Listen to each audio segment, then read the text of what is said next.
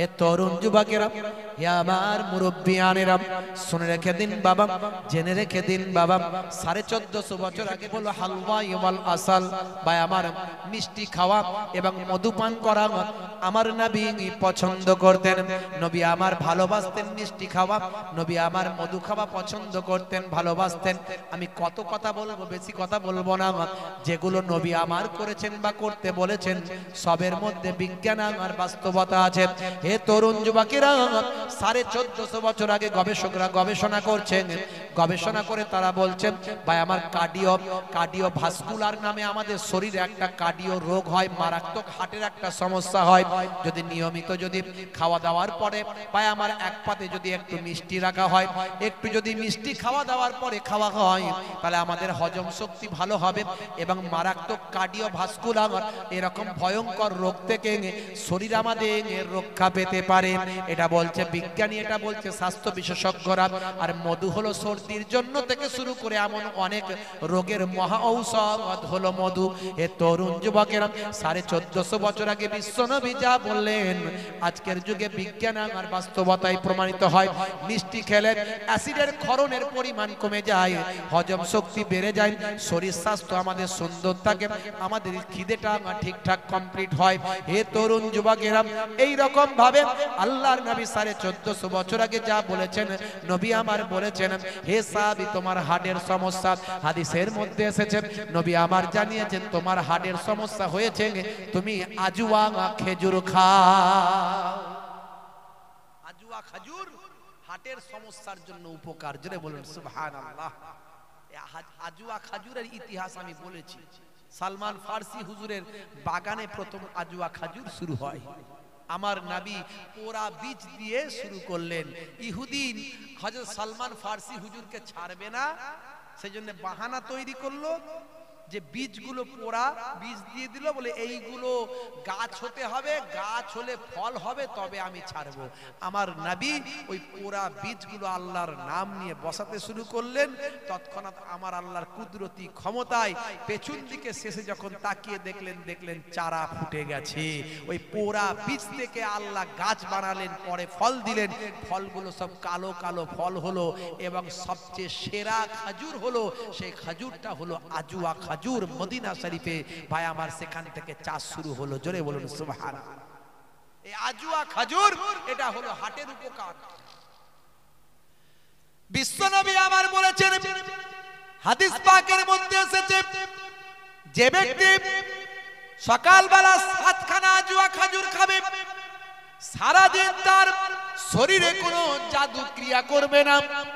জাদু তো দূরের কথা, এমন কি কোন শারীরিক বিষক্রিয়াও শরীরে করবে না, শরীরে কোনো বিষক্রিয়া ইফেক্ট করবে না, শরীর থেকে বিষক্রিয়াও নষ্ট হয়ে যাবে। হে তরুণ যুবকেরা, হে আমার মুরব্বিয়ানেরা, শুনে রেখে দিন বাবা, জেনে রেখে দিন বাবা, বিজ্ঞানীরা এতদিন পর্যন্ত নবী যা বলেছেন সব তারা গবেষণা করে দেখেছেন। দাঁড়ির মধ্যে সায়েন্স আছে, ডান দিকে কাত হয়ে ঘুমানোর মধ্যে বিজ্ঞান আছে, পায়ের গিরার উপরে পোশাক পরতে নবী বলেছেন মা আসফালা মিনাল কাবাইনে মিনাল ইজারে ফিন্নার। এই পায়ের গিরার উপরে পুরুষদের পোশাক পরার মধ্যে সায়েন্স আছে, ডান দিকে কাত হয়ে ঘুমানোর মধ্যে সায়েন্স আছে, চেটে পুচে খাওয়ার মধ্যে সায়েন্স আছে, বসে পেচ্ছাপ করার মধ্যে বিজ্ঞান আছে, বসে পানি পান করার মধ্যেও সায়েন্স আছে। নবী যা শিখিয়েছেন, যা কিছু সুন্নত সবের মধ্যে বিজ্ঞান আর বাস্তবতা আছে বাবা। এরকম অসংখ্য কথা আমি বলেছি, ইন্টারনেটে সার্চ করলে সব পাবেন। 15 থেকে 20 হাজার, কিছু কম বেশি 20-25 হাজার বক্তব্য আমার আছে, একটা একটা করে বলার চেষ্টা করেছি আগে। হে তরুণ যুবকেরা, হে আমার বন্ধুরা, সালটা হলো 2020 সাল। জায়গাটার নাম হলো ইংল্যান্ডের ম্যানচেস্টার বিশ্ববিদ্যালয়। ইংল্যান্ডের ম্যানচেস্টার বিশ্ববিদ্যালয় হল ঘরের ভিতরে একটা সেমিনার হলো। হে তরুণ যুবকেরা, রিলিজিয়াসের উপর, ধর্মের উপর সেই সেমিনারটা করা হলো। সেখানে বিভিন্ন ধর্মের ধর্মীয় ব্যক্তিত্বরা উপস্থিত হলো। তারা ধর্ম নিয়ে আলোচনা শুরু করে দিল, ধর্মীয় কথোপকথন, ধর্মীয় ডিবেট, ধর্মীয় লেকচার, বক্তৃতা তারা শুরু করলো। সেখানে ইসলামিক একজন স্কলার ছিল, খ্যাতনাম একজন স্কলার, নাম হলো আসরার রাশিদি। আপনারা জানেন ইন্টারন্যাশনাল একজন স্কলার। হে তরুণ যুবকেরা, তিনি ধর্মীয় ইসলামিক রিলিজিয়াসের উপর লেকচার দেন। সেই গোল টেবিলে ছিলেন তিনিও। সেই সময় একজন নাসারাদের পণ্ডিত বলল, হে আসরার রশিদি ভাই, আপনার নবী যা বলেছেন সবের মধ্যে বিজ্ঞান বাস্তবতা আছে, আমি মেনে নিচ্ছি, অনেক কিছু প্রমাণিত হয়েছে। আমি এর আগে অনেকগুলো উদাহরণ দিয়েছি কোরআন থেকেও। আজকে আমি বেশি কিছু বলবো না, আমি এর আগে বলার চেষ্টা করেছি। ইন্নামা হাররামা আলাইকুমুল মাইতাতা ওয়াদ-দামা ওয়া লাহমাল খিনজির, আমার আল্লাহ খিনজিরের গোশত খাওয়া হারাম করেছেন। খিনজির যদি আপনি খান, খিনজির মানে হলো শূকর, পিগ, পিগ ইংরেজিতে বলে পিগ। এই শূকর যদি আপনি খান, শূকরের গোশত যদি আপনি খান, কি আপনার ক্ষতি হতে পারে? আমি বলছি না, গুগল সার্চ করবেন পাবেন। 1450 বছর আগে আল্লাহর কোরআন পিগ খাওয়া, শূকর খাওয়া হারাম করেছেন। হে তরুণ যুবকেরা, 1450 বছর আগে ভাই আমার দুই সমুদ্রের কথা আল্লাহর কোরআনে বলেছেন। যে দুই সমুদ্রের কথা 1942 সালে আবিষ্কার হয়েছে, জ্যাকবি কোস্টার মাধ্যমে, কোস্টা থিওরি পেশ করার মাধ্যমে আবিষ্কার হয়েছে। হে তরুণ যুবকেরা, এই কথা আমি আগেই বলেছি, দুটো সমুদ্রের পানি একসঙ্গে মিশেছে, কিন্তু তাদের কালারটা আলাদা থেকেছে, কালার ফেড হয়নি। যে যার নিজের ভাই আমার কালার ঠিক রেখেছে, তারা একসঙ্গে মিলিত হয়েছে। ইন্টারনেটে আপনারা ভাইরাল ভিডিও দেখেছেন। হে তরুণ যুবকেরা, 1450 বছর আগে আল্লাহর কোরআন বলেছে, মারাজাল বাহারাইনি ইয়ালতাকিয়ান বাইনাহুমা বারযাখুল লা ইয়াবগিয়ান, বহমান দুই সমুদ্র তারা মিলিত হয়েছে, কিন্তু তাদের দুজনের মাঝখানে আমি আল্লাহ একটা কুদরতি পার্থক্য করে দিয়েছি, যাতে করে তারা মিলেমিশে একাকার হতে পারে না। 1450 বছর আগে আল্লাহর কোরআন যা বলেছেন, বিশ্বনবীর হাদিস যা বলেছেন, আজকের যুগে বিজ্ঞান আর বাস্তবতায় প্রমাণিত হয়েছে। ম্যানচেস্টার বিশ্ববিদ্যালয়ের বিখ্যাত একজন নাসারাদের পণ্ডিত সেই সময় ইসলামিক স্কলার আসরার রশিদিকে বলেছিল, হে মিস্টার আসরার রশিদি, আপনি বলুন তো দেখি, আপনার নবীর সব কথা মেনে নিলাম, কিন্তু আপনার নবী বলেছেন 7 খানা সকালে যদি আজুয়া খাজুর খাওয়া হয়, তার সারাদিন শরীরে কোনো বিষক্রিয়া থাকতে পারে না। এটা কেমন কথা? বিষ খেয়ে নিয়ে যদি আজুয়া খাওয়া হয়, বিষক্রিয়া নাকি নষ্ট হবে, এটা কেমন কথা? হে তরুণ যুবকেরা, তারিখটা হলো 20 মার্চ 2020 সাল। প্রথম ইন্টারনেটে ভাইরাল হয়েছিল। হে জওয়ান যুবকেরা, হে আমার বন্ধুরা, আসরার রশিদি সেই সময় তিনি বললেন, ঠিক আছে, আপনার কথাটা আমি এখনই বাস্তবায়িত করে দেখানোর চেষ্টা করি, কারণ আমি আজুয়া খাজুর খেতে পছন্দ করি, রাত দিন আমার কাছে আজুয়া খাজুর রাখি, এখানে যদি একটু লিকুইড কোনো বিষ থাকে আমাকে দেওয়া হোক। সঙ্গে সঙ্গে তিনি সেখান থেকে একটু ভাই আমার ইঁদুর মারা লিকুইড বিষ সেখান থেকে পেলেন, ভাই আমার কেমিক্যাল ইঁদুর মারা বিষ সেখান থেকে পেলেন। সেই ইঁদুর মারা বিষটা তিনি মুখে ঢক ঢক করে খেয়ে নিলেন, নিয়ে 7 খানা ভাই আমার আজুয়া খাজুর তার সঙ্গেই থাকতো, তিনি খেলেন।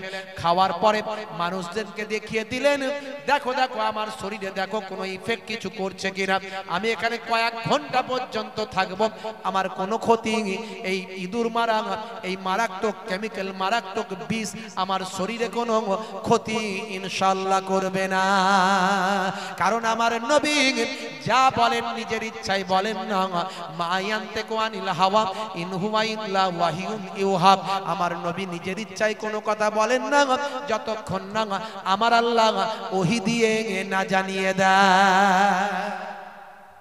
7 খানা খাজুর খাওয়ার নির্দেশ আমার নবী বলেছেন। আসল কথা কার? জোরে বলেন কার? আল্লাহ। বন্ধুরা আমার, এই কথাগুলো আমার বলার মানে কি, কেন বলছি? আপনার বিশ্বাসকে আরো মজবুত করতে চাইছি। আপনি কোরআন দেখে আল্লাহকে চিনুন, আপনি নবী দেখে আল্লাহকে চিনুন। আপনাকে কেউ বলতেই পারবে আল্লাহকে দেখা যায় না, আল্লাহকে মানো কেমন করে? আল্লাহকে দেখা যায় না, আল্লাহর নিদর্শন দেখা যায়। আমরা জানি কর্তা ছাড়া ক্রিয়া হয় না, তাহলে আকাশটা তৈরি করলো কে? জমিনকে তৈরি করেছে। কার ইশারায় গাছ, চারা গাছ থেকে এত বিশাল গাছ তৈরি হচ্ছে? সবই ন্যাচারাল। সবই ন্যাচারাল কোনদিন হতে পারে? ভাই আমার, তরুণ যুবকেরা আমার,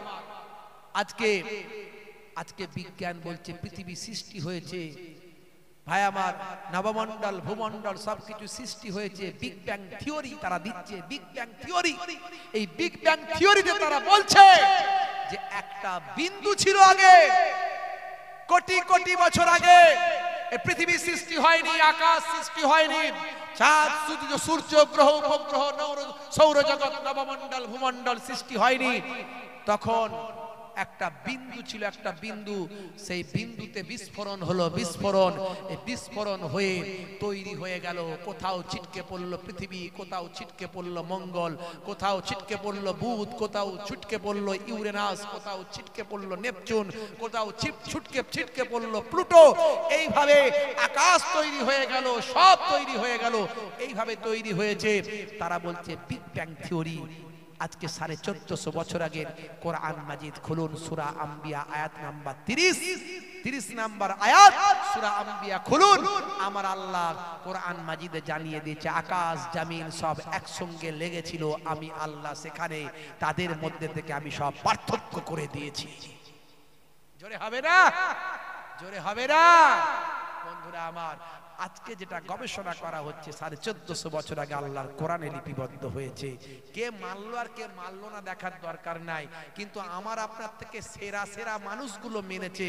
কেসিয়া স্কেলে আমার আপনার থেকে হেভি লোক, সেরা মানুষ, greatest person in the world, সারা পৃথিবীর মধ্যে একজন শ্রেষ্ঠ মানুষ কেসিয়া স্কেলে। তাকে পৃথিবীতে কে না চেনে?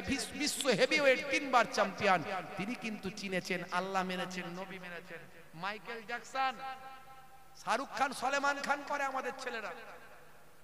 মাইকেল জ্যাকসন যখন মারা গিয়েছিল 4 ঘন্টার জন্য গুগল আউট হয়ে গিয়েছিল, আউট অফ, ভাই আমার, out of market, out of mobile থেকে আউট হয়ে গিয়েছিল, আউট অফ ওয়ার্ল্ড, ভাই আমার, ওয়ার্ল্ড থেকে, পৃথিবী থেকে গুগল হারিয়ে গিয়েছিল 4 ঘন্টার জন্য। মাইকেল জ্যাকসনকে নিয়ে পৃথিবীর মানুষ গুগলে এত সার্চ করেছে যে গুগল আর তার সহ্য করতে পারেনি, সহ্য ক্ষমতা হারিয়ে ফেলে মার্কেট থেকে আউট। ভাই আমার, সেই মাইকেল জ্যাকসন মারা যাওয়ার আগে বুঝতে পেরেছিল আল্লাহ ছাড়া বাঁচার কোনো রাস্তা নাই, আর প্রফেট মুহাম্মদুর রাসূলুল্লাহর মতো মহামানব পৃথিবীতে আর কেউ নাই। পড়ে নিলেন কালেমা পড়ে, ভাই আমার, মাইকেল জ্যাকসন মিকাইল নাম নিয়ে ঈমান কবুল করেছিলেন।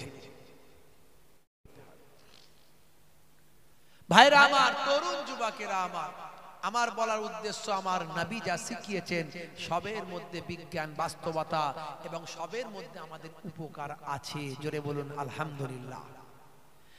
হে তরুণ যুবকেরা, তাহলে আল্লাহর উপর বিশ্বাস বলেছি, নবীর প্রতি ভালোবাসার কথা বলেছি, আপনাকে আমাকে 5 ওয়াক্ত নামাজটা পড়তে হবে এবং রাসূলের সুন্নতগুলোকে মেনে চলতে হবে। হে তরুণ যুবকেরা, হে আমার মুরব্বিয়ানেরা, শুনে রেখে দিন বাবা, জেনে রেখে দিন বাবা, রাসূলকে ভালোবাসতে হবে, আল্লাহকে ভালোবাসতে হবে। আপনার আমার হৃদয় আল্লাহ এবং রাসূলের ভালোবাসাকে স্থান দিতে হবে। লা ইলাহা ইল্লাল্লাহ মুহাম্মাদুর রাসূলুল্লাহ, লা ইলাহা ইল্লাল্লাহ মুহাম্মাদুর রাসূলুল্লাহ সাল্লাল্লাহু আলাইহি ওয়াসাল্লাম। আল্লাহর নামের সঙ্গে আমার আল্লাহ আপনার আমার নবীর নামটা জুড়ে দেন। আজানে আমার নবীর নাম আল্লাহর সঙ্গে, কোরআন মাজিদে আমার আল্লাহর সঙ্গে নবীর নাম, নামাজে আমার আল্লাহর সঙ্গে নবীর নাম, জান্নাতের দরজায় আমার আল্লাহর সঙ্গে আপনার আমার বিশ্ব নবীর নাম। সেই নবীকে আপনাকে আমাকে ভালোবাসতে হবে, যেমন আল্লাহকে ভালোবাসবেন, পাশাপাশি রাসূলকে ভালোবাসবেন। হে তরুণ যুবকেরা, হে আমার মুরব্বিয়ানেরা, শুনে রেখে দিন বাবা, জেনে রেখে দিন বাবা, কেমন ভালোবাসা বাবা, শুনে রেখে দেন। একটা ছোট্ট ভালোবাসার কথা বলি। যারা মক্কা শরীফ, মদিনা শরীফে গেছেন, এরকম হাজী সাহেব যদি থাকেন, আমার কথাটা মনে পড়ে যাবে। আমি একটু বাস্তব উদাহরণ দিতে ভালোবাসি, বিজ্ঞান আর ইতিহাস থেকে বেশি বলতে ভালোবাসি, তাতে আমার যুব সমাজের নজরে তাড়াতাড়ি যাবে এবং মাথায় ঢুকবে। যারা হজ করতে গেছেন তাদের জিজ্ঞাসা করবেন, কাবা শরীফের চত্বরে একটা পাথর বিছানো আছে, ওই পাথরটার কালার হলো সাদা। এখানে কেউ হাজী সাহেব আছেন? হাত তুলে দেখাতে পারেন। কেউ আছেন হাজী সাহেব? হ্যাঁ, কেউ হাজী সাহেব নাই? আছেন কেউ? হ্যাঁ, কেউ নাই? এই গ্রামে আছে? এই গ্রামে হাজী সাহেব আছে? বসিরহাট এলাকা হুজুরের, বসিরহাট হুজুরের এলাকার মানুষ গো। হ্যাঁ, বড় লোক থাকলেই তো হজ করতে হবে। বড় লোক কি এখানে ধনী মানুষ কি নাই এখানে? আছে তো, হজ কিন্তু করে না নাকি? করে, আছে মাশাআল্লাহ। এই এখন মজলিসে না, মাশাআল্লাহ মাশাআল্লাহ। তো যাই হোক ভাইরা আমার, তরুণ যুবকেরা আমার, মুরব্বিয়ানেরা আমার, তো হাজী সাহেবদের জিজ্ঞাসা করবেন কাবা শরীফের চত্বরে যে পাথরটা বিছানো আছে ওই পাথরটা হলো সাদা পাথর। হে তরুণ যুবকেরা, এমনি আরবের টেম্পারেচার হলো গরম, টেম্পারেচার সবসময় হাই, 40, 42, 45 ডিগ্রি সবসময়। ওখানে প্রচন্ড গরম, মরু এলাকা, শুকানো পাথর।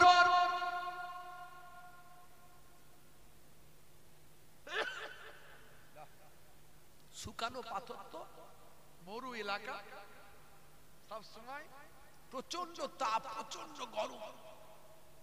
আর হজ করতে গেলে হজের ভাই আমার যে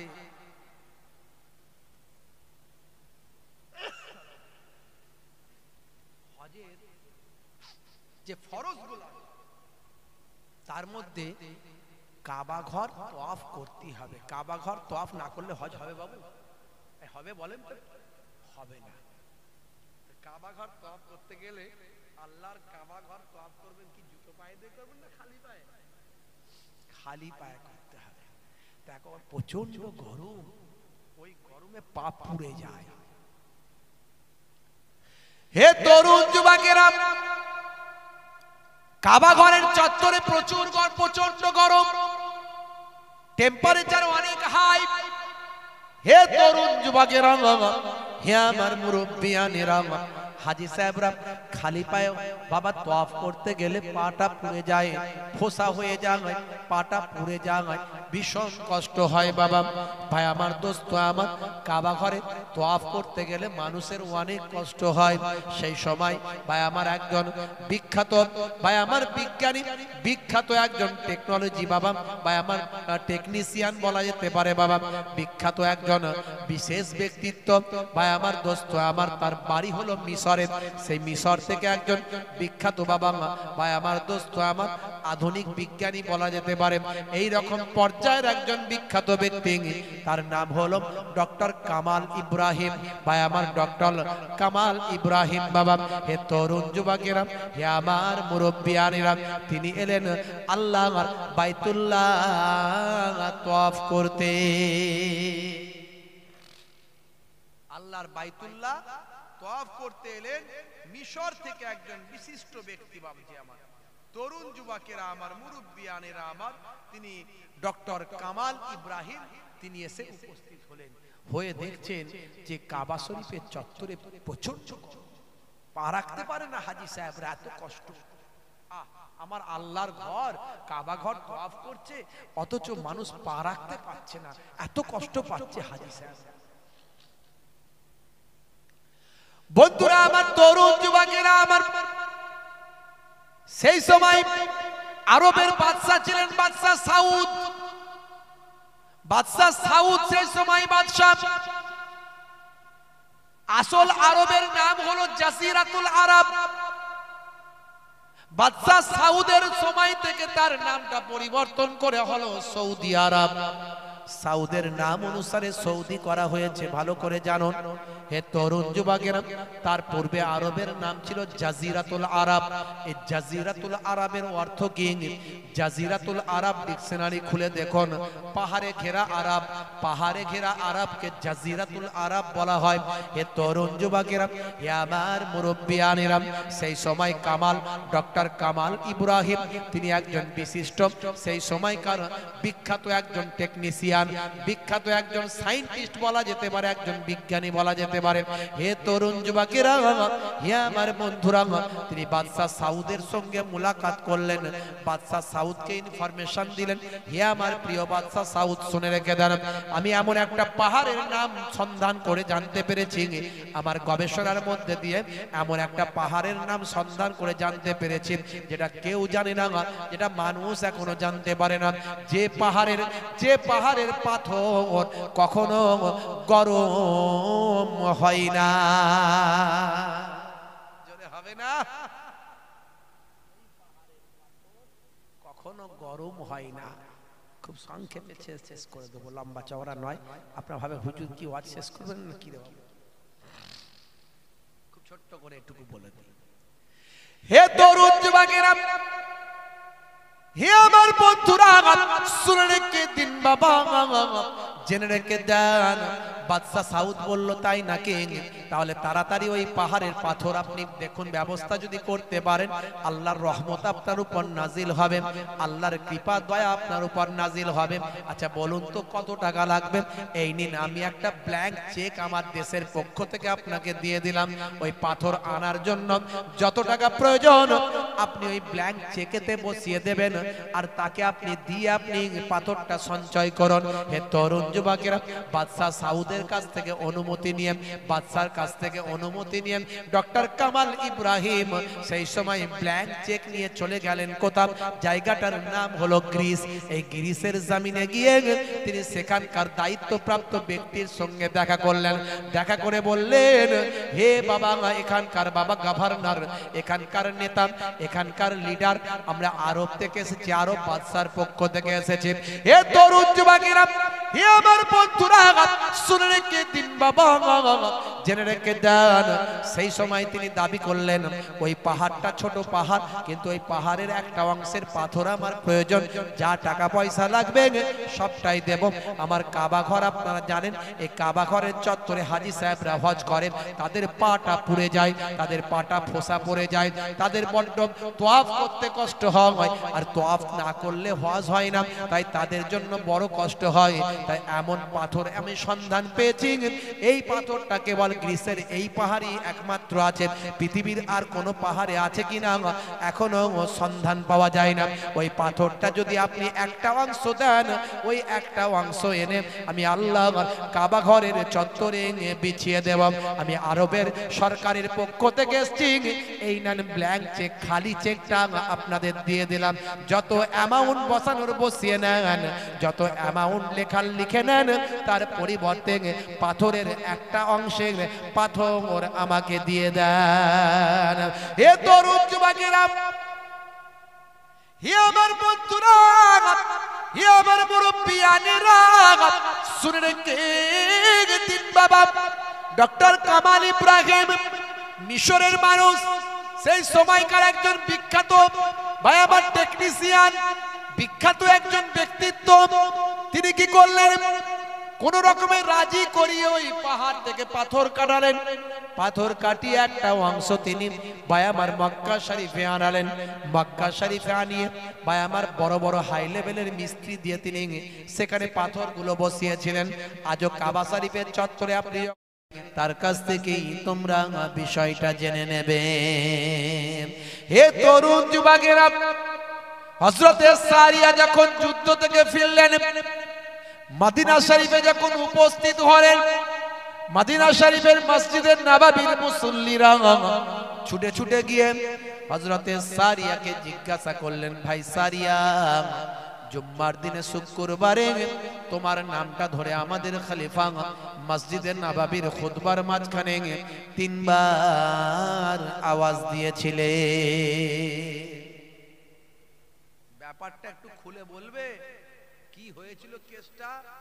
হুজুর তো বললেন সারিয়া আসুক না, তাকে জিজ্ঞাসা করবে, তো তুমি একটু খুলে বলবে। তখন হযরতে সারিয়া চোখ ভরা পানি, বুক ভরা বেদনা নিয়ে সে সময় বলেছিলেন, হে তরুণ যুবকেরা, হে মসজিদে নববীর মুসল্লিরা, শুনে রেখে দাও, জেনে রেখে দাও বাবা, সেদিন যখন শুক্রবারের দিন জুম্মার সময় দুশ্মনে রাসূলরা, দুশ্মনে ইসলাম যারা আমাদের সঙ্গে যুদ্ধের জন্য এসেছিল, যারা আমাদের নাম নিশানা মুছে দিতে চায়, মদিনা শরীফকে ধ্বংস করতে চায়, ইসলামকে বরবাদ করে দিতে চায়, মদিনার বাচ্চাদেরকে শহীদ করে দিতে চায়, মদিনার মা বোনেদের ইজ্জতকে নষ্ট করতে চায়, ইসলামের নাম নিশানা মুছে দিতে চায়, তাদের সঙ্গে আমরা প্রতিরোধমূলক যুদ্ধ করছিলাম। এমন সময় যুদ্ধ করতে করতে করতে করতে হঠাৎ করে আমি কানেতে একটা আওয়াজ শুনতে পেলাম। সেই আওয়াজটা যেন আমার অতি পরিচিত আওয়াজ। আমি শুনতে পেলাম হযরতে ওমর ফারুক যেন আমাকে আওয়াজ দিচ্ছেন, হে সারিয়া পাহাড়, হে সারিয়া পাহাড়, হে সারিয়া পাহাড় বলে চিৎকার করছেন। আমি তখন মনে মনে চিন্তা করলাম, হযরতে ওমর ফারুকের আওয়াজ যেন আমার কানে ভেসে আসছে। আমি পাহাড়ের দিকে তাকিয়ে দেখলাম দুশমনেরা পাহাড়ের দিক থেকে ঘুরে আমাদের দিকে অ্যাটাক করার জন্য আসছে। আমি আমার সৈন্য সামন্তদের নিয়ে তাদের উপর নতুন করে ঝাঁপিয়ে পড়লাম, নতুন করে তাদের উপর ঝাঁপিয়ে তাদেরকে পরাস্ত করে আমি গাজী হয়ে ফিরে এলাম। সেদিন যদি হযরতে ওমর ফারুক যদি ওই আওয়াজটা না দিতেন, আজকে হয়তো আমি সারিয়া জিন্দা জীবিত হাজির থাকতে পারতাম না। এই জন্য আল্লাহর ওলিদের অন্তর্চক্ষু আছে বাবাজি। এই অন্তর্চক্ষুটা ইবাদত করতে করতে আল্লাহ খুলে দেন। নবীদের কাছে আল্লাহ নবুয়ত দিয়েছেন, রিসালাত দিয়েছেন। আল্লাহর ওলি বান্দাদের কাছে আল্লাহ ইলহাম দিয়ে থাকেন। হে তরুণ যুবকেরা, হে আমার মুরব্বিয়ানেরা, এই আল্লাহর ওলিদের কথা কেন আমরা বলি? কারণ তার কারণটা হলো আমার আল্লাহ কোরআন মাজিদে বলেছেন বলে। কোরআন মাজিদ খুলুন, যদি কেটে দিতে পারেন ওয়াজ করা বন্ধ করে দেব। আমার আল্লাহ কোরআন মাজিদে জানিয়ে দিয়েছেন, আলা ইন্না আউলিয়া আল্লাহি লা খাউফুন আলাইহিম ওয়ালা হুম ইয়াহজানুন। যারা আমার প্রকৃত ওলি বান্দা হয়, যারা আমার বন্ধু হয়ে যায়, আমি আল্লাহ বলি তাদের কোনো খৌফ নাই, ডর নাই, তাদের কোনো চিন্তা নাই। বুঝতে পারছেন? একদল মানুষ ওলি আউলিয়াদের কথা বললে গায়ে যেন তাদের চুলকানি হয়। তো কোরআনে ওলি আউলিয়াদের কথা আছে, তো চুলকাও, চুলকাও।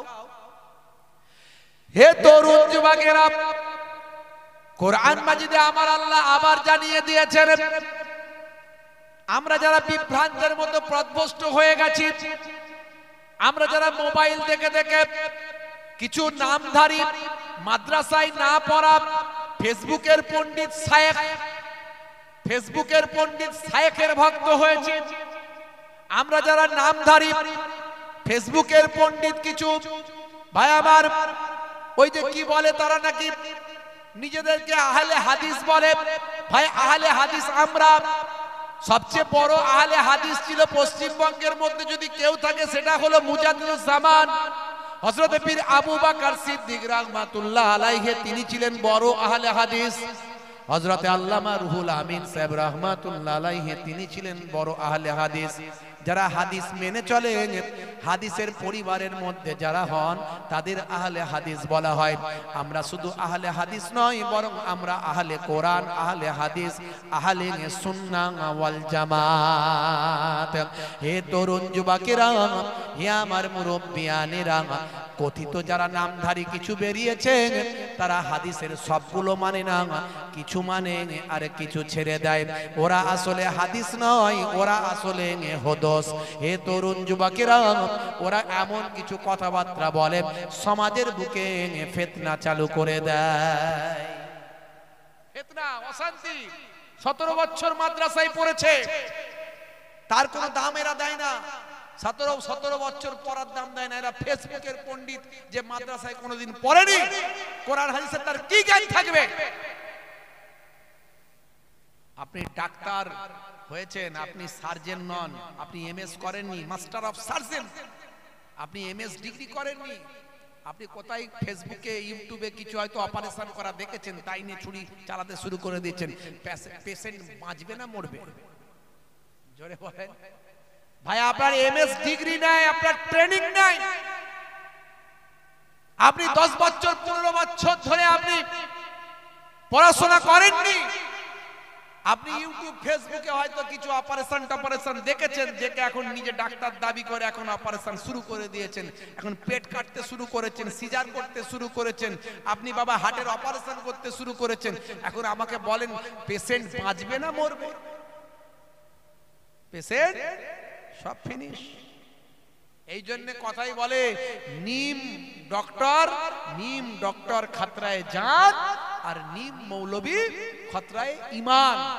অর্থাৎ অল্প বিদ্যার যদি ডাক্তারের কাছে যান তাহলে বলা যায় না জান চলে যেতে পারে, আর অল্প বিদ্যার মৌলবীর কাছে যদি যান তাহলে ঈমান চলে যেতে পারে। বলবেন হুজুর এত ঝামেলা আমরা বুঝবো কি করে? যেমন করে আপনি চাষের ঝামেলা মেটাচ্ছেন, কারবারের ঝামেলা মেটাচ্ছেন, ব্যবসার ঝামেলা মেটাচ্ছেন, যেমন করে আপনি সব দুনিয়াদারির ঝামেলা মেটাচ্ছেন, ভালো উকিল পেয়ে আপনি ভালো করে আপনি ওকালতি ভাই আমার উকিলের কাছে গিয়ে আপনার জায়গা জমির ঝামেলা মেটাচ্ছেন, তেমন করে আপনাকে ভালো আলেমে হাক্কানির সোহবতে থেকে জীবন যাপন করতে হবে। এই অর্ডারটা কার? এই অর্ডারটা হলো আল্লাহ। অর্ডার কার?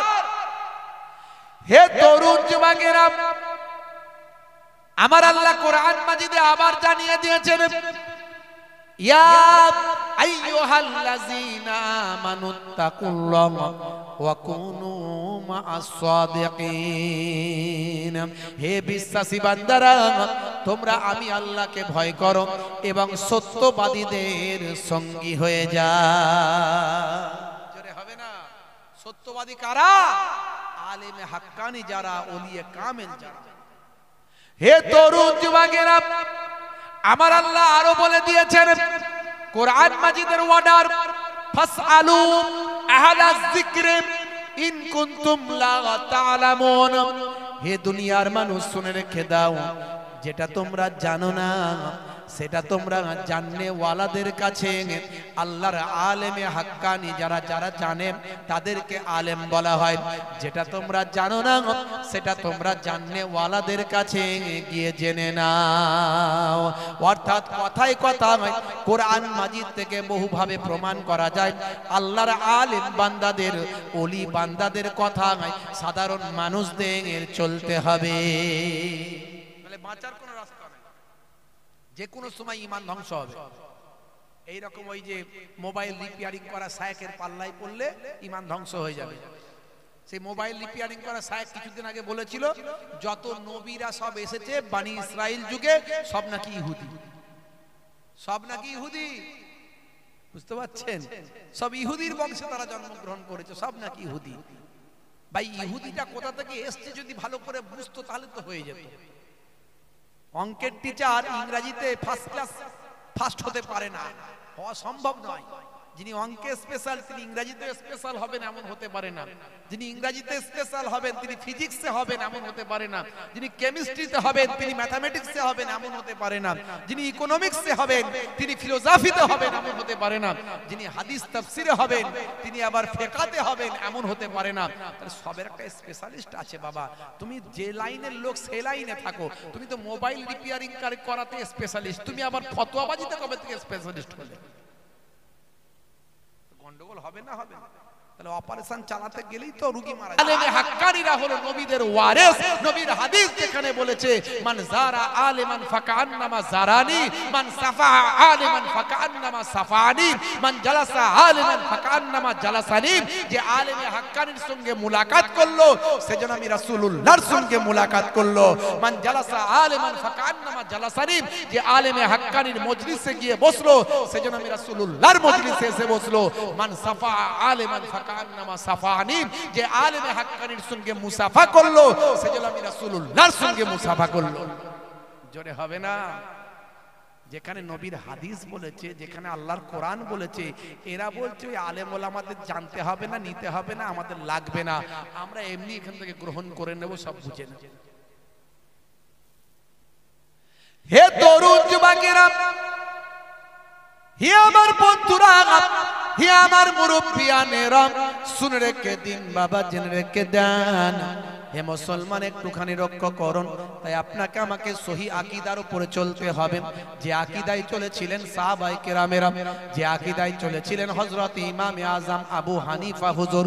ভাই আমার ইমামে আযম আবু হানিফা হুজুর 5 জন সাহাবাকে চামড়া আর চোখে, নিজে চোখে দেখেছিলেন। আমরা ঠেলায় পড়লেন, সমস্যায় পড়লেন ইমামে আযম আবু হানিফার মাসলাটা নিয়ে। আর তোমরা বলো আমরা কোরআন আর হাদিস ছাড়া কিছু মানি না, কিন্তু ঠেলায় পড়লেন তোমরা তোমাদের মোবাইল রিপেয়ারিং করা আর রাজমিস্ত্রি করা ওই শায়েখের মাসালাটা তোমরা নাও। তফাৎটা এখানে, তোমরা তোমাদের শায়েখ কি বলেছে সেটা নাও, আর আমরা ঠেলায় পড়লে আমরা ইমামে আযম আবু হানিফা হুজুরের মাসালাটা নিই। পুরুষ মানুষ মারা গেলে 3টে কাফন, মহিলা মারা গেলে কটা কাফন দেন? জোরে বলেন। 5টা দেন। আর যদি আপনাদের এখানে কোন একজন হিজড়ে থাকে, তিনি মারা গেলে কটা দেবেন? কটা দেবেন বলেন? ভাইরা আমার, এই মাসালাটা পেলেন কোথায়? হিজড়ে মারা গেলে কটা দেবেন, এই কাফনটা পেলেন কোথায়? কই কোরআন আর হাদিস থেকে খুঁজে বের করে দেখান আমাকে, দেখান কোথায় আছে কোরআন হাদিসে, বের করে দেখান। তৃতীয় লিঙ্গ, শুদ্ধ ভাষায় বললে তৃতীয় লিঙ্গ কোথায় পাবেন? দেখান কোরআন আর হাদিসে। আপনি পায়খানা যখন করেন, গোদা বাংলায় বলছি একেবারে, যদি এই কথাগুলো বলার প্রয়োজন হয় না তাও বলতে হয়, এগুলো একেবারে ইন্ডিভিজুয়াল প্রশ্ন, কিন্তু এগুলো আম পাবলিকের সামনে বলতে হচ্ছে। আপনি যখন পায়খানা করে পাকিজা হবেন, তাহারাত হাসিল করবেন, পবিত্রতা অর্জন করবেন, আপনি কতটা ধৌত করলে পবিত্র হবেন? কই দেখান কোরআন হাদিস খুলে, কোথায় আছে? এই রকম হাজারো প্রশ্ন আসবে যার উত্তর আপনি কোরআন হাদিস থেকে ডাইরেক্ট পাবেন না। এই জন্য ওলামায়ে দ্বীনরা, এই জন্য আলেমদের গুরুত্ব কোরআন আর হাদিসে এত দেয়া হয়েছে। আলেমরা কোরআন আর হাদিসকে স্টাডি করে, পড়াশোনা করে, সেখান থেকে মাসালা বের করে তারা তার মাসালা দেবেন। এখানে আলেমদের মাসালাগত পার্থক্য হলেও সেটা আল্লাহর রহমত। জোরে বলেন সুবহানাল্লাহ। তাহলে এটাই হলো ভাইরা আমার ফিকহের ব্যাপার, এটাই হলো মাসালার ব্যাপার, এটাই হলো ফিকহার ব্যাপার। আপনাকে মাথায় রাখতে হবে, মনে রাখতে হবে। এই জন্য আমরা ইমামে আযম আবু হানিফা হুজুরের মাসালাগুলো মানি।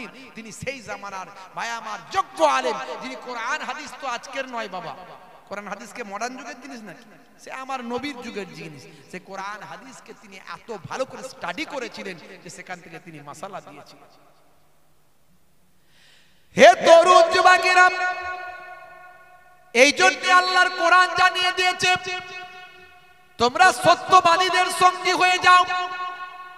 হে তরুণ যুবকেরা, সত্যবাদী বলতে আল্লাহর মাহবুব বান্দা, আল্লাহর ওলি বান্দা বাবা।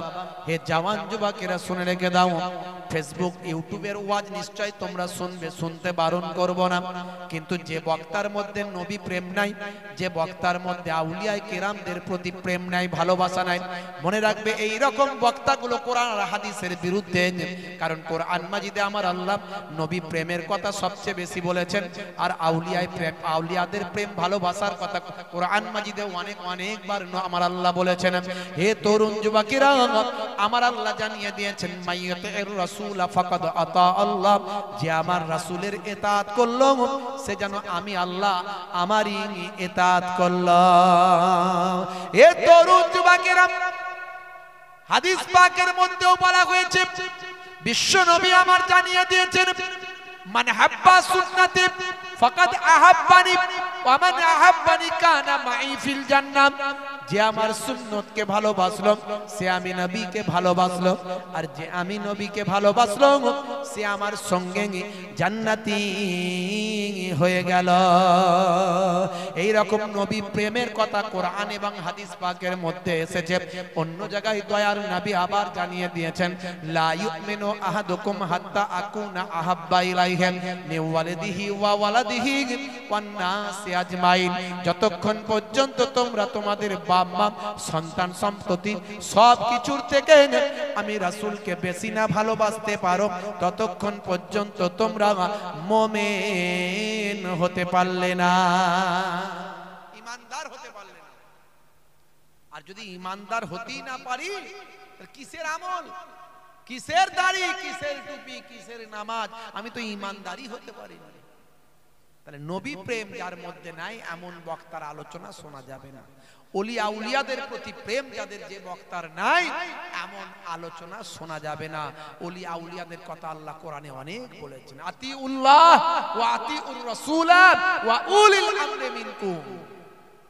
তুমি আমার ইতাআত, দুনিয়ার মানুষ, আমি আল্লাহ, আমার ইতাআত করো, আমার নির্দেশনা মেনে চলো। ওয়া আতিউর রাসূলা, এবং আমি আমার রাসূলের ইতাআত করো, আমার রাসূলের গোলামি করো।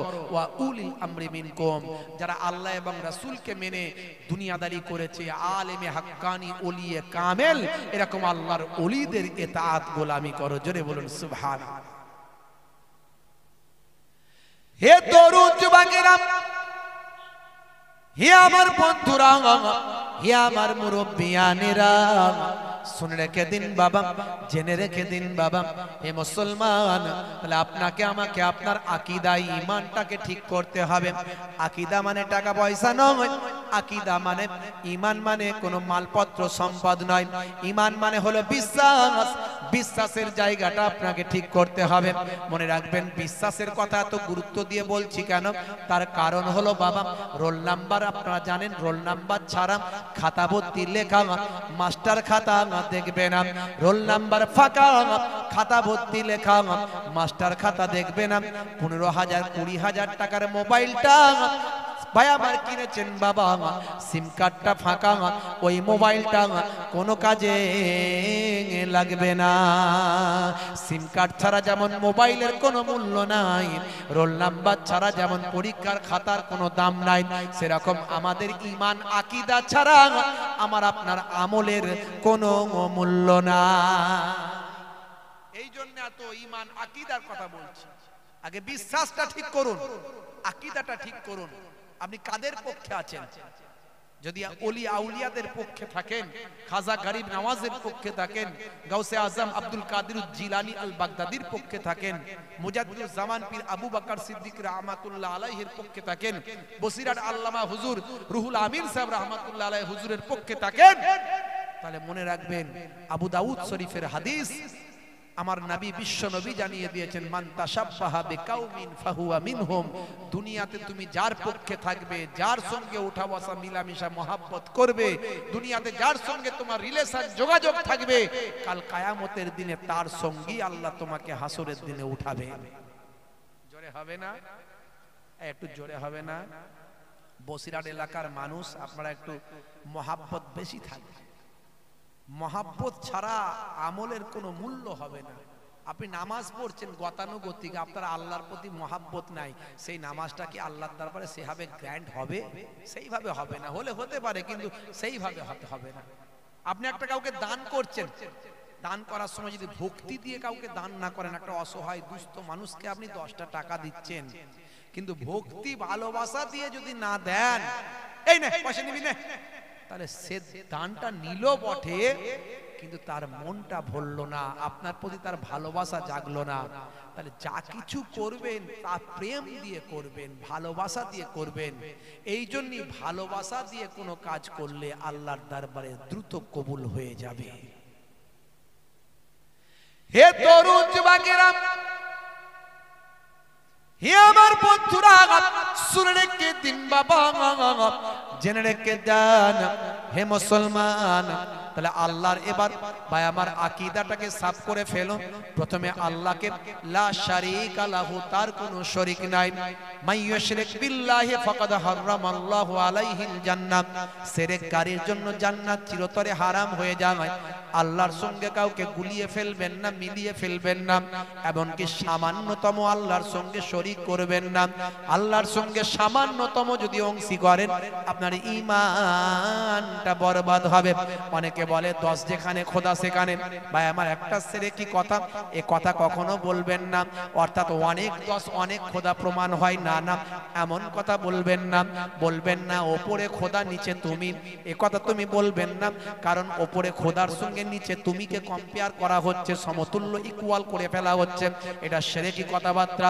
হে তরুণ যুবকেরা, কোন ভাবে কোন গাছের সঙ্গে, পাহাড়ের সঙ্গে, নদীর সঙ্গে, সমুদ্রের সঙ্গে, চাঁদের সঙ্গে, সূর্যের সঙ্গে, মানুষের সঙ্গে, কোন পীর বাবার সঙ্গে, ওলিয়া উলিয়াদের সঙ্গে, এমনকি কোন নবী পয়গম্বরদের সঙ্গেও আমার আল্লাহর কম্পেয়ার করবেন না, আল্লাহর মতো বানাবেন না, আল্লাহর সমতুল্য করবেন না।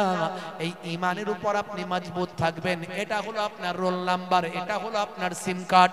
এরপরে চলে আসুন নবী মুহাম্মদুর রাসূলুল্লাহ সাল্লাল্লাহু আলাইহি ওয়াসাল্লাম। তিনি হলেন আখিরি জামানার পয়গম্বর, জগতের শেষ নবী, নবীদের নবী, নবীউল আম্বিয়া, সরকারে দো জাহাঁ, সুলতানে মদিনা, আখিরি জামানার পয়গম্বর। আল্লাহর জমিনেতে আল্লাহর পরে দ্বিতীয় স্টেজের অধিকারী যদি কেউ থাকেন কুল কায়নাতের মধ্যে, তিনি আর অন্য কেউ নন, তিনি হলেন আপনার আমার বিশ্বনবী। জোরে হবে না? দয়ার নবী গো, আমার ময়ার নবী গো, সব ছাড়িব কিন্তু তোমায় ছাড়তে পারি না। বলুন না সুবহানাল্লাহ, জোরে হবে না? সব ছাড়িব কিন্তু তোমায় ছাড়তে পারি না, ছাড়িনি ছাড়ব না, ছাড়তে পারি না, ছাড়িনি ছাড়ব না, ছাড়তে পারি না, সব ছাড়িব কিন্তু তোমায় ছাড়তে পারি না। বন্ধুরা আমার, তরুণ যুবকেরা আমার, তারা আল্লাহর পরে দ্বিতীয় স্টেজ হলো আখির জামানার পয়গম্বর, জগতের শেষ নবী। ভাইরা আমার, তরুণ যুবকেরা আমার, এরপরে দুনিয়ায় মানুষের মধ্যে শ্রেষ্ঠ কারা? আল্লাহর ওলি বান্দা হলো যারা। মানুষের মধ্যে শ্রেষ্ঠ কারা? আল্লাহর মাহবুব বান্দা যারা, আল্লাহর ওলি বান্দা যারা, তারা হলো মানুষের মধ্যে শ্রেষ্ঠ। হে তরুণ যুবকেরা, আল্লাহর ইতাআত করতে হবে, অর্থাৎ আল্লাহর নির্দেশনা মানতে হবে। আল্লাহর নির্দেশনাকে সবচেয়ে বড় নির্দেশনা হলো নামাজ। আফজালুল ইবাদাতি ইবাদাতুস সালাত, আফজাল ইবাদতে বড় ইবাদত হলো সালাত, নামাজ। কোরআন মাজিদে আমার আল্লাহ ৮২ জায়গায় নামাজের কথা বলেছেন। সেই নামাজ ছেড়ে দিলে চলবে না। আপনার মালিক যদি আপনাকে একটা কথা ২-৪ বার বলে, সেই অন্যায়টা যদি আপনি করে ফেলেন, ভুলটা করেন, আপনার মালিক আপনার উপর ভয়ঙ্কর ভাবে রেগে যায়। আর আমার আল্লাহর গোলাম, আল্লাহর সৃষ্টি, আল্লাহর বান্দা, আমরা মানুষ, আমরা যদি আল্লাহর ৮২ বার বলার পরেও আল্লাহর নির্দেশনা যদি আমরা ভুলে যাই, আমার আল্লাহ কত ভয়ঙ্কর ভাবে রাগান্বিত হবেন। হে তরুণ যুবকেরা, নামাজ ছেড়ে দেবেন না। মুসলমানের ছেলে নামাজ দিয়েছে ছেড়েন, মুসলমানের ছেলে নামাজ গেছে ভুলেন। ভাই আমার, দোস্ত আমার, ১ জানুয়ারি এলেন, ২৬শে ডিসেম্বর এলেন, ২৫শে ডিসেম্বর এলেন, ২০শে জানুয়ারি এলেন, ২৩শে জানুয়ারি এলেন, ২৬শে জানুয়ারি এলেন। মুসলমানের ছেলে ফিস্টি করতে যায়, মুসলমানের ছেলে বাবা ভাই আমার ফিস্ট করতে যায়, টুরে যায়। সেখানে গিয়ে তারা ডিজে বাজিয়ে আনন্দ আর ফুর্তিতে লেগে যায়। এমন অনেক ছেলে আছে না? নাই? আপনাদের দিককারের ছেলেরা ভালো, এদিককারের ছেলেরা ওসব ডিজে টিজে বাজায় না, বাজায় না। ওরে বাপ রে বাপ! হ্যাঁ, মুসলমানের ছেলে ১ জানুয়ারি পালন করে। হে তরুণ যুবকেরা, এই জানুয়ারিটা এসেছে কোথা থেকে জানেন? ইতিহাস সার্চ করুন, গুগলে গিয়ে লিখুন জানুয়ারিটা এলো কোথা থেকে। নববর্ষ, ইংরেজি জানুয়ারি মাস। এই ইংরেজিতে নববর্ষ আজকে পৃথিবীর ম্যাক্সিমাম দেশেই পালন হয়। ম্যাক্সিমাম একটা বড় অংশের ভাই আমার মানুষের আজকে ইংরাজি নববর্ষ পালন করে বাবা। আমরা আরবি নববর্ষ ভুলে গেছি। আরবি নববর্ষের কোন মাসে নববর্ষ পালন করা হয়? আরবিতে ভাই আমার 12টা মাসের প্রথম মাস কোনটা, দ্বিতীয় মাস কোনটা, তৃতীয় মাস কোনটা? 12টা মাসের নাম আমাদের মুসলিম ছেলেপুলেরা জানে না, কিন্তু জানুয়ারি মাসে নববর্ষ পালন করতে হয় এরা খুব ভালো জানে। এই নববর্ষ পালন করার জন্য সকাল সকাল গোসল করে ভোর 4টে-5টার মধ্যে তারা রেডি হয়ে ডিজে বক্স নিয়ে নদীর পাড়ে চলে যায়। সেখানে গিয়ে ঠিকঠাক করে নাচা শুরু করে দেয়। আবার কিছু কিছু ছেলে আছে মাঝে মাঝে লাল পানিও তারা চালায়। দেখবে কিছু ছেলে আছে নেশার ঘরে লাল পানি চালিয়ে বন্ধুকে নায়িকা ভাবছে, বুঝতে পারছে, বন্ধুকে নায়িকা ভাবছে, তার সঙ্গে এমন ড্যান্স করছে সে কল্পনার বাইরে। মুসলমানের ছেলে, হে তরুণ যুবকেরা, বছরের প্রথম দিন আজকে যারা পালন করছেন করছি, মনে রাখবেন এটা আমাদের কালচার নয়, এটা হলো তৎকালীন যুগে রোমানদের কালচার। সেটা আজকে ইংরেজদের কাছে, ইংরেজদের পূর্বপুরুষ যারা রোমানিয়ারা, রোমানরা ছিল তারা বাবা এই রোমানদের কালচার হলো ভাই আমার দোস্ত আমার, তৎকালীন যুগে তারা একটা দেবতাকে মানত, জামুস বলে নাম। এই দেবতাকে তারা মানত, এই দেবতাকে তারা ভালো মন্দের মালিক মনে করত। আর এই দেবতার নাম অনুসারে তারা জানুয়ারি নামটা রেখেছিল, জামুস থেকে জানুয়ারি করেছিল। এই দেবতার কথা তারা চিন্তা করত। রোমানদের দরজার দেবতার নাম হলো জামুস, এই দরজার দেবতার নাম অনুসারে তারা জানুয়ারি মাস করেছিল। এ তরুণ যুবকেরা, এই দেবতার মাথা ছিল দুখানা, একটা সামনের দিকে একটা পেছন দিকে। এই সামনের দিকের মাথার কাছে এসে তারা প্রার্থনা করে বলতো, হে আমাদের জামুস দেবতা, এই আগামী একটা বছর যা কিছু ভালো হবে সব তোমার জন্য হবে, তাই তোমার কাছে আমাদের প্রার্থনা আগামী একটা বছর যেন আমাদের সব ভালো ওর মধ্যে দিয়ে কাটে। আবার পেছনের মাথার দিকে, ওদিকেও মুখ ছিল ওই দুমুখো মাথা। হে তরুণ যুবকেরা, পেছনের মাথার দিকে এসে বলেন, হে আমাদের জামুস দেবতা, এটা হলো তোমার পূর্বের ঘটনা, এই পূর্বের একটা বছর যা ঘটেছে, যা কিছু ঘটেছে তোমার জন্য ঘটেছে, ভালো হোক আর মন্দ হোক, যা কিছু ঘটিয়েছো তুমি ঘটিয়েছো। এই বলে জামুসের কাছে তারা প্রার্থনা করে। এটা করতো রোমানরা।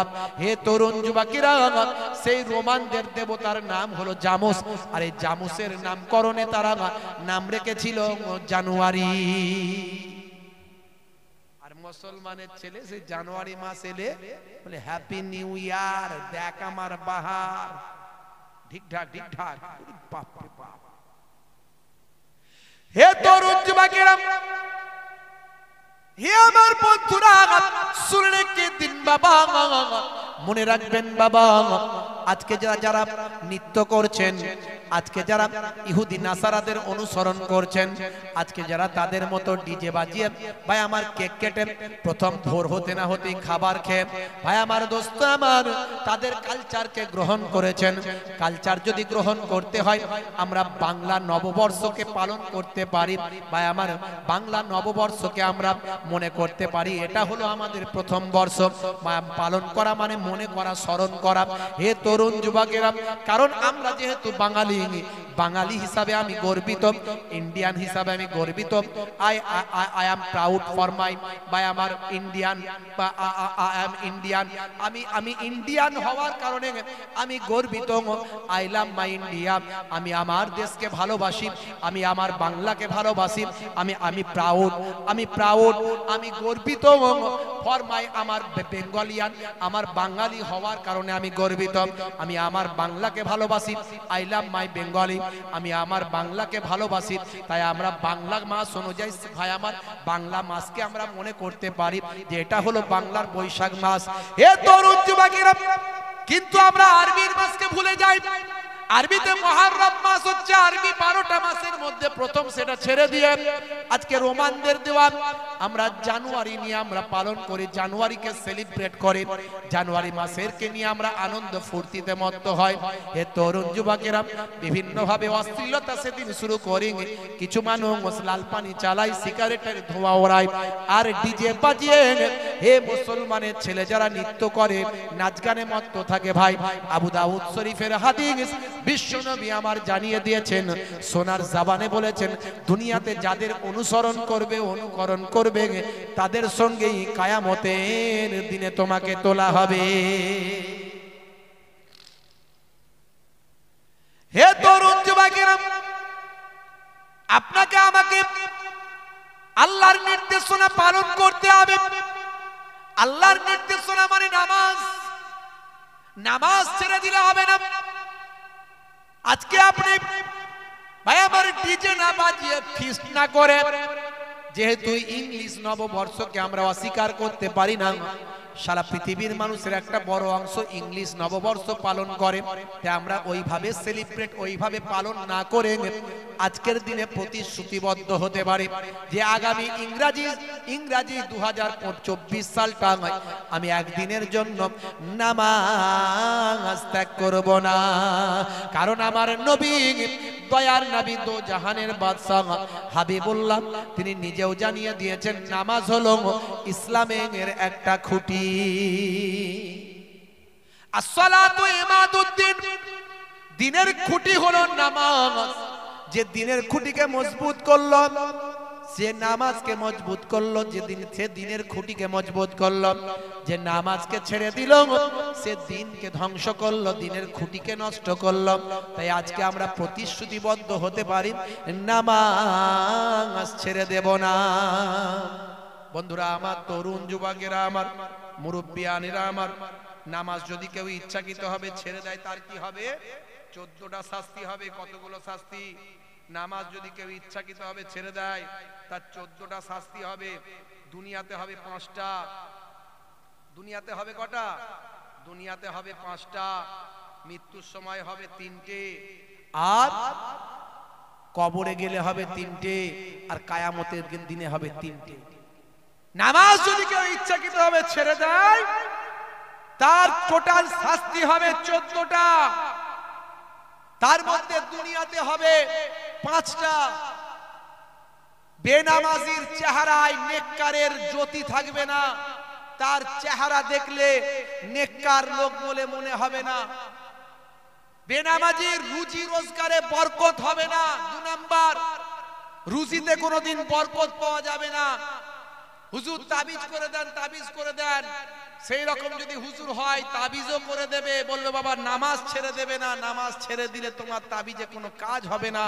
আল্লাহর কোরআন যদি গলায় ঝুলিয়ে দাও কিছু কাজ হবে না। তো নামাজ ছেড়ে দেবেন না। তাহলে 2 নাম্বার হলো জীবিকায় বরকত থাকবে না। 3 নাম্বার, বেনামাজির ভাইরা আমার নেক কাজের সওয়াব পাবে না। নেক কাজের কোনো সওয়াব বেনামাজির হবে না। কোনো ভালো কাজ করলে মনে করবে আমি সওয়াব পাবো, কিন্তু সওয়াব আল্লাহ তাকে দেবেন না। 4 নাম্বার, বেনামাজির জন্য কোনো মানুষ যদি দোয়া চায়, কোন নেক মানুষ যদি দোয়া চায় আল্লাহ গো তার ভালো করে দাও, আল্লাহ তার দোয়া, নেক মানুষের দোয়াও কবুল করবেন না। আর 5 নাম্বার, বেনামাজি যদি নিজের জন্য দোয়া করে আল্লাহ আমার এই দোয়াটা কবুল করে নাও, আল্লাহ আমার এটা করে দাও, আল্লাহ কারবারটা ভালো করে দাও, এই করে দাও সেই করে দাও, আল্লাহ কবুল করবেন না। এই 5টা শাস্তি দুনিয়াতে আল্লাহ দেবেন বেনামাজির জন্য। মওতের সময় 3টে শাস্তি হবে।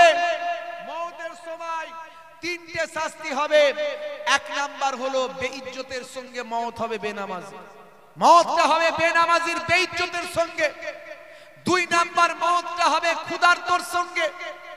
প্রচন্ড ক্ষুধা থাকবে, তার প্রচন্ড ভুক লাগবে, কিন্তু খাবার তার পেটে ঢুকবে না। ক্ষুধার্ত অবস্থায় বেনামাজির মৃত্যু হবে।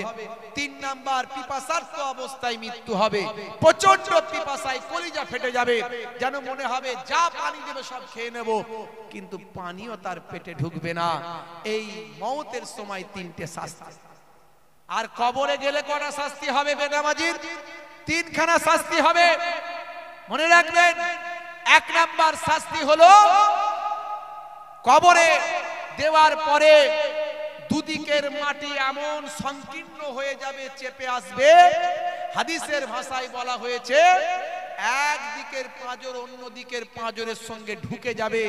এইভাবে তাকে পিষাই করা হবে, আবার গোটা করা হবে, আবার পিষাই করা হবে। এইভাবে কবরের ভিতর তার আযাব চলতে থাকবে। 2 নাম্বার, কবরটা আগুনের টুকরায় পরিণত করা হবে। বেনামাজির কবরটাকে আগুনের টুকরায় পরিণত করা হবে। আর 3 নাম্বার, বেনামাজির কবরে একটা মারাত্মক ভয়ঙ্কর বিষধর সর্পকে নিযুক্ত করা হবে। তার নাম হলো সুজা আকরা। এই সুজা আকরা নামক ভাই আমার ভয়ঙ্কর সাপ তাকে দংশন করতে থাকবে। যে সাপ জমিনের উপর একবার নিঃশ্বাস ছাড়লে জীবনে আর কখনো সেখানে ঘাস জন্ম নিত না, এই রকম ভয়ঙ্কর সাপ আল্লাহ তার কবরে নিযুক্ত করে দেবে। বেনামাজির শাস্তি কবরে। আর কিয়ামতের দিনে 3টে শাস্তি আল্লাহ তার জন্য দিয়েছেন। মনে রাখবেন, তরুণ যুবকেরা আমার, মুরব্বিয়ানেরা আমার, তার প্রথম শাস্তি, তাকে আমার আল্লাহ কিয়ামতের দিনে তার হিসাবটা হবে অত্যন্ত কঠিন হিসাব হবে, অত্যন্ত কঠিন ভাবে হিসাব নেওয়া হবে। আর 2 নাম্বার হলো আমার আল্লাহ তার উপর নারাজ থাকবেন, অসন্তুষ্ট থাকবেন, আল্লাহ তাআলা তার উপর রাগান্বিত অবস্থায় থাকবেন। 3 নাম্বার হলো ভয়ঙ্কর ভাবে তাকে জাহান্নামের আগুনে নিক্ষেপ করা হবে। তাই আমার ভাইদেরকে অনুরোধ করব, বাপজি আমার, নামাজ ছেড়ে দেবেন না বাপ, নামাজটা পড়ুন। এই জন্য আমার আল্লাহ কোরআন মাজিদে জানিয়ে দিয়েছেন, ইন্নাস সালাতা তানহা আনিল ফাহশাই ওয়াল মুনকার, নিশ্চয় নামাজ তোমাকে অশ্লীলতা ও অন্যায় থেকে দূরে সরিয়ে দেবে। জোরে বলুন সুবহানাল্লাহ। আপনি নামাজি হলে মাতাল হতে পারবেন না, নামাজি হলে জেনা ব্যভিচারে লিপ্ত হতে পারবেন না, নামাজি হলে অশ্লীলতা অন্যায় কাজে যেতে পারবেন না। আপনি নামাজি হয়ে গেলে আপনার জবান থেকে খারাপ কথা বলতে গেলে আপনার বুকে বাঁধবে যে আমি নামাজি, এমন কথা বলবো কি করে। তাই নামাজ ছেড়ে দেবেন না। কাজকে বলুন হে কাজ আমার নামাজ আছে, নামাজকে বলবেন না হে নামাজ আমার কাজ আছে। নামাজের ওয়াক্তটা হবে যখনই মসজিদে চলে যাও তুমি তখনই। ছাড়ো এবার, ছাড়ো ছাড়ো এবার, ছাড়ো এবার, ছাড়ো এই কাজ তোমারই। নামাজের ওয়াক্তটা হবে যখনই মসজিদে চলে যাও তুমি তখনই। তোমার বাঁচার তোমার মরা লেখেন মোর প্রভু আমারই। নামাজের ওয়াক্তটা হবে যখনই মসজিদে চলে যাও তুমি তখনই। বলুন না ইনশাআল্লাহ, বলুন ইনশাআল্লাহ। ফজরের সময় ঘুমিয়ে থাকি, জোহরে কি দেব কাজে ফাঁকি। রাখো এসব, রাখো রাখো এসব, রাখো এসব, রাখো কথা তোমারই। আসর আর মাগরিব হেলা করি, দোকানার আড্ডায় সময়টা দিই। মরলে তোমাকে যেতে হবে মাটির নিচে ঘর তোমারই। নামাজের ওয়াক্তটা হবে যখনই মসজিদে চলে যাও তুমি তখনই। বলুন না ইনশাআল্লাহ, বলুন ইনশাআল্লাহ। এশার সময় ঘুমিয়ে পড়ি, শরীরটা ক্লান্ত মেলিয়ে দিই। না না এসব বলো না, এসব বলো না, এসব বলো না বান্দা তুমি। রুটি রুজি দিচ্ছে যিনি, জীবন মরণের মালিক তিনি। জোরে হবে না? রুজি রুটি দেওয়ার মালিক কে? জোরে বলেন কে? আর জীবন মরণ নেওয়ার মালিক কে? আল্লাহ। আপনি কারবার করেছেন, বলছেন ওরে বাবু আমি নামাজ পড়তে গেলে আমার দোকানটা কে দেখবে রে বল, হ্যাঁ আমার দোকানটা কে দেখবে? আচ্ছা বলুন তো, খদ্দেরের মনে যদি আপনার দোকানের প্রতি ভালোবাসা আল্লাহ তুলে নেয়, খদ্দের আপনার দোকান পর্যন্ত এসে বলবেন না এই দোকানটায় যাবো না, আর একটা দোকান হচ্ছে ওখানে যাই। এই যে খদ্দেরের মনে ভালোবাসা তৈরি করার মালিকটা কে? আল্লাহ। আপনি কারবার করেছেন, কারবার যদি না চলে, এই চালানোর মালিক হলেন আল্লাহ, মানুষের হৃদয়ে ভালোবাসা দেনেওয়ালা আল্লাহ, আপনার দোকানে মানুষকে আননেওয়ালা লানেওয়ালা আল্লাহ। আপনি কারবার, ভাই আমার ব্যবসাটা, ভাই আমার চাষটা করেছেন, সবজি তৈরি করেছেন, চাষের সবজিতে ঠিকঠাক ভাবে চাষটা ফসলটা ফলিয়ে দেওয়ার মালিক আল্লাহ। যদি ফসল না ফলে, যদি পোকা লেগে যায়, অনাবৃষ্টি অতিবৃষ্টি হয়, তাহলে আপনার মেহনত কোনো কাজে লাগবে না। তাই ফসল ফলাবেন বটে, কিন্তু স্মরণ করবেন আল্লাহকে। দোকান করবেন বটে, স্মরণ করবেন আল্লাহকে। যা কিছু করবেন সব কিছুর মধ্যে দিয়ে আল্লাহকে স্মরণ করবেন। আমার আল্লাহ বলছেন যে হে দুনিয়ার মানুষ, তোমরা আমার জিকির করো, জিকরান কাসীরা, তোমরা অধিক পরিমাণে আল্লাহকে স্মরণ করো। আল্লাহকে স্মরণ যদি করতে পারো, আমার রাসূলে পাক জানিয়ে দিচ্ছেন, ফাইজা খালাউতা ফাহাররিক লিসানিকা মাসতাতাআত বিযিকরিল্লাহ। তুমি যখন একাকী থাকবে, তোমার লিসানটা আল্লাহর জিকিরে লাগিয়ে রাখবে। রাসূল বলছেন খায়রাদ দুনিয়া ওয়াল আখিরা। আমি রাসূলুল্লাহ বলছি, আল্লাহ তোমার দুনিয়াতেও ভালো করবেন, আখিরাতেও ভালো করে দেবে। বাপজি আমার, তরুণ যুবকেরা আমার, জীবন মরণের মালিক হলেন আমার আল্লাহ। সে আল্লাহ বলছেন, বান্দা তোরা আমার হুকুম মান। আমার হুকুমের মধ্যে সবচেয়ে বড় হুকুম হলো নামাজ। হে তরুণ যুবকেরা, ডিটেইলস আমি বেশি বেশি করে বলতে পারবো না। নামাজের কথা একটু বললাম, রোজার কথা আমি আর বলছি না। রোজা, হজ, যাকাত, কালেমা, আমার আল্লাহর আদেশ আর নিষেধ। তা'মুরুনা বিল মারুফ ওয়া তানহাউনা আনিল মুনকার, ভালো কাজের আদেশ, খারাপ কাজের নিষেধ। ফামাইয়া আমাল মিসকালা যাররাতিন খায়রান ইয়ারা ওয়া মাইয়া আমাল মিসকালা যাররাতিন শাররান ইয়ারা। ভাই আমার, যাররা যাররা পরিমাণ যদি ভালো করেন, তার বিচার, তার পুরস্কার আমার আল্লাহ দেবেন। আর যাররা যাররা পরিমাণ যদি মন্দ কাজ, খারাপ কাজ করেন, তারও বিচার আর তারও পুরস্কার আমার আল্লাহ দেবেন। তারও পানিশমেন্ট, তারও সাজা আমার আল্লাহ দেবেন। এটা আপনাকে মাথায় নিয়ে চলতে হবে। তাহলে আল্লাহর প্রতি বিশ্বাস, আল্লাহর প্রতি ঈমানটা ঠিক থাকবে। যেমন মুখে আল্লাহর প্রতি বিশ্বাস রাখবেন, অন্তরে রাখবেন, আর কার্যে পরিণত করবেন আল্লাহর নির্দেশনাগুলোকে মান্য করার মধ্যে দিয়ে। হে তরুণ যুবকেরা, হে আমার বন্ধুরা, এবার নবীর নির্দেশ, নবীর সুন্নত, নবীর ভালোবাসা, নবীর মহাব্বত, নবীর নির্দেশগুলোকে মানবেন, নবীকে মহাব্বত করবেন, রাসূলকে, দয়ার নবীকে ভালোবাসবেন। হে তরুণ যুবকেরা, দয়ার নবীকে কিরকম ভালোবেসেছেন বন্ধুরা আমার, সাহাবায়ে কেরামেরা কেমন ভালোবেসেছেন। হে তরুণ যুবকেরা, নবীর সুন্নতকে কেমন সাহাবারা ভালোবেসেছেন, নবীর সুন্নতকে কেমন করে আল্লাহর ওলি বান্দারা ভালোবেসেছেন। আজও আল্লাহর নেক বান্দারা আমার আপনার নবীর সুন্নতগুলোকে ভালোবেসে তারা চলেছে। জোরে হবে না বন্ধুরা আমার, তরুণ যুবকেরা আমার, বিশ্বনবী আমার বলছেন, যে আমার সুন্নতকে ভালোবাসলো, সে আমি নবীকে ভালোবাসলো। যে আমি নবীকে ভালোবাসলে আমার সঙ্গে জান্নাতি হলো। ফামান রাগিবা আন সুন্নতি ফালাইসা মিন্নি, যে আমার সুন্নতকে ইনকার করলো, যে আমার সুন্নতকে ঠুকরে দিল, যে আমার সুন্নতকে অস্বীকার করলো, সে আমার দলভুক্ত নয়। হে তরুণ যুবকেরা, হে আমার বন্ধুরা, হে আমার মুরব্বিয়ানেরা, 1450 বছর আগে বিশ্বনবী যে সুন্নতগুলো বলেছেন, সেই সুন্নতগুলো আপনি মেনে চলুন, আপনার দুনিয়া আখিরাতে কামিয়াবি হবে। দয়ার নবী আমার সুন্নতগুলোর মধ্যে সবচেয়ে বেশি গুরুত্ব দিয়েছেন যে সুন্নতের উপর, সেটা হলো মুখের দাড়ি। আজকে দাড়ি হয়েছে ফ্যাশন। বিরাট কোহলি দাড়ি রেখেছে, হরভজন সিং দাড়ি রেখেছে, লিওনেল মেসি দাড়ি রেখেছে, কথা ঠিক না বল? এই কিছুদিন আগে বিশ্বকাপ খেলা হলো, বিশ্বকাপ ক্রিকেট খেলা হলো না ভাই? এই ফাইনালটা কোথায় হয়েছিল বলেন? অনেকে অনেক কথা বলেছিল, গুজরাটে। হ্যাঁ, আর স্টেডিয়ামটার নাম কি? হ্যাঁ, নরেন্দ্র মোদী স্টেডিয়াম, আমাদের প্রধানমন্ত্রীর নামে।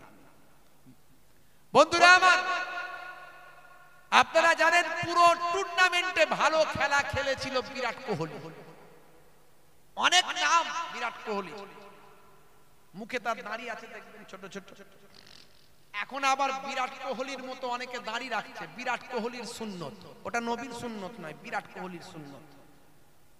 আর আপনি যদি ছোট ছোটই দাড়ি রাখেন কিন্তু নবীর সুন্নত মনে করে রাখেন যে আজ আমি ছোট ছোট রেখেছি, একদিন বড় হয়ে যাবে, এই যে সুন্নত মনে করে রাখলেন, নবীর সুন্নত মনে করে, এই অবস্থায় মরে গেলে, কবরে গেলে মুনকার নাকির ফারিস্তা বলবে মান রব্বকা, দেখতে পাবে মুখে দাড়ির দেখা, হতে পারে ওই দাড়িটাই হবে নাজাতের জারিয়া।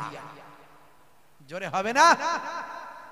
দাড়ি রাখতে লজ্জা পায় মুসলমানের ছেলে। বিরাট কোহলির মুখে দাড়ি আছে দেখে, হরভজন সিং, লিওনেল মেসি থেকে শুরু করে, হাসিম আমলা থেকে শুরু করে অনেক বড় বড় খেলোয়াড় প্লেয়ারদের মুখে দাড়ি আছে। এই বিরাট কোহলি টোটাল টুর্নামেন্টটাই ভালো খেলেছিল, কিন্তু ফাইনালে গিয়ে দুর্ভাগ্যবশত হেরে গিয়েছিল।